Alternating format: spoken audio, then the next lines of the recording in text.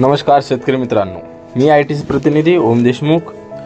परंतु की तरह सोचोगे तो घोंसलों में रहोगे, सोचो शहनशाह की तरह तो ही ताज बनाओगे। याच वाक्याप्रमाणे शेतकऱ्यांनी केलेले आहे उत्तम नियोजन।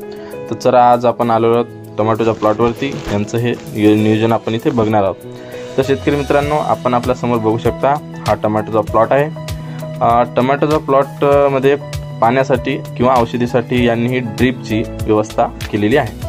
तर शेतकरी मित्रांनो, टोमॅटोचा प्लॉट 6 ते 7 महिन्याचा कालावधी घेतो।